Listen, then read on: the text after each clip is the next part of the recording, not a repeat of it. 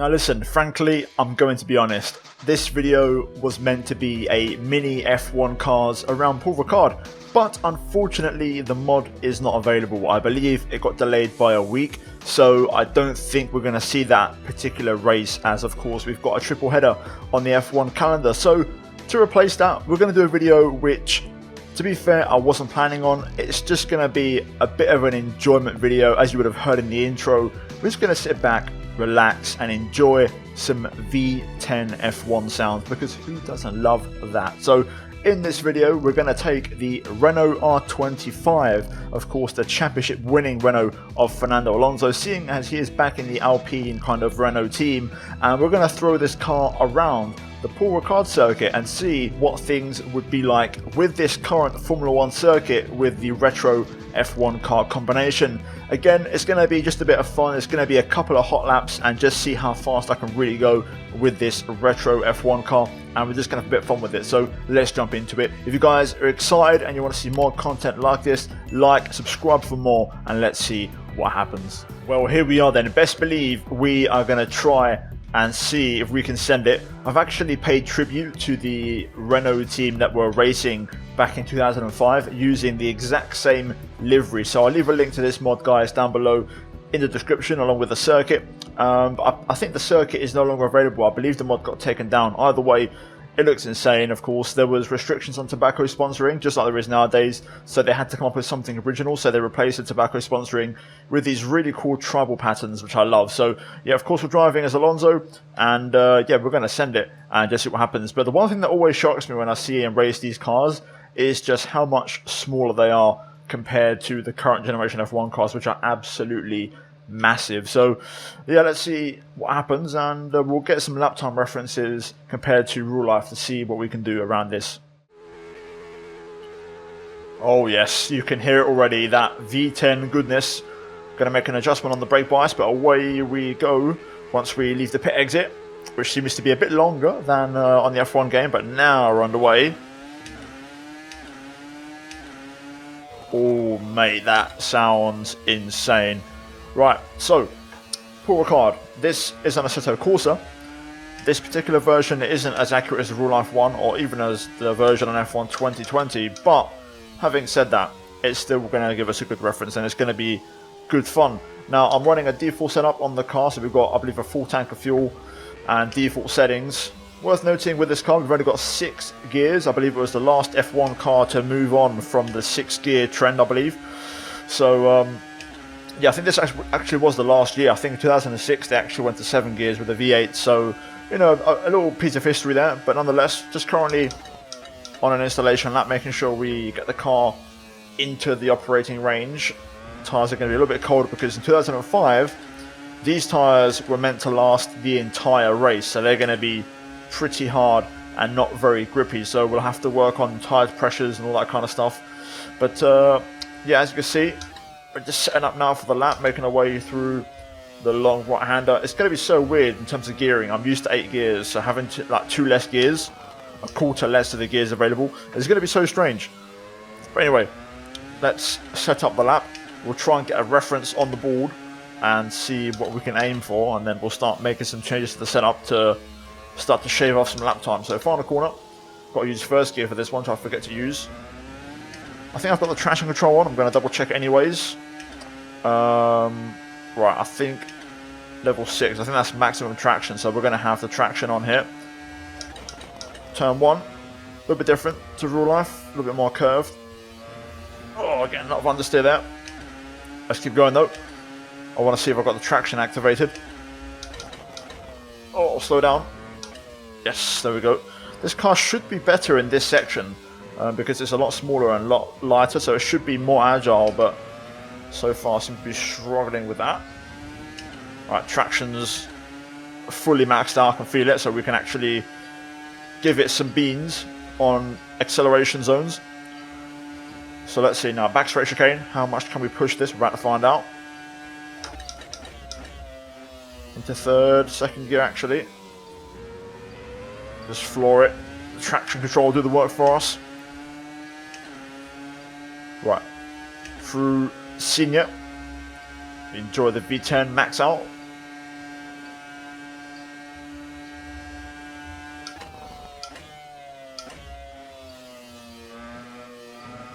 The sounds are insane, man. I'm really just enjoying it. It's like music in my ears. I can just sit here all day and just turn laps.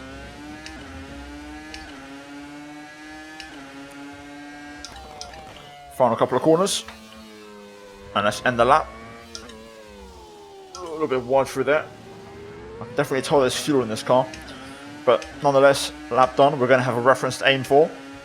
And it's going to be a 37.3. So let's see what we can do to improve. We've now got a reference to aim for, so 137.3. I can tell you now, looking at my phone, Hamilton's pole time in 2019 was a 128.3. So we are 9 seconds off the 2019 pole time. So obviously we're going to shave some of that off right now. So I've put on the softest possible tyres. I've also put the pressures down pretty much as low as they go within reason. I've knocked the fuel down as well from 90 litres down to 10.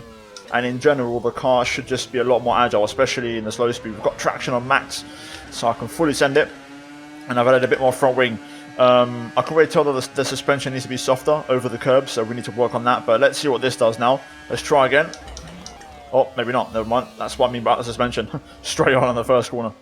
Okay, we'll try that again. Hopefully this time we don't stack it on the curb. So down towards turn 1, let's stay off the right-hand curb a little bit less and not really use it as much. Into turn 1. Second gear for turn 2. We can just floor it on the traction. No need to worry about wheel spin. Now into this corner. Aggressive on the inside curb there because that's just much faster if we use that curb. Gonna knock it down to first. Struggling on these curbs, man. Second gear. We can floor it now. Traction control will do the work for us. Right onto the back straight. Now we're going to wait for the back straight chicane. Again, we're going to try and pick up that traction super early through there. Let's see if we can get the line right. Entry on third. Then down to second for the apex. Nice and tidy. We'll take that. Doesn't feel super fast though. Definitely need to make the suspension tweaks to soften up the springs, because if we can use these curbs and get a bit more rotation on the front end, make the car a bit more pointy, and that's going to be a W for us. Oh, a little bit wide through there, but we'll get away with that, I think. Had a bit of oversteer mid-corner. Into the tricky left. Quickly back on the gas. Now the final couple of corners. Make the use of the traction here. Pick up a late apex. Try to lock up the right front. There we go. Right, so that was a clean lap. I'm hoping for at least 2 seconds of improvement. And it's 2.7. Right, I'm going to make some big adjustments now, and we're going to send it on this last lap.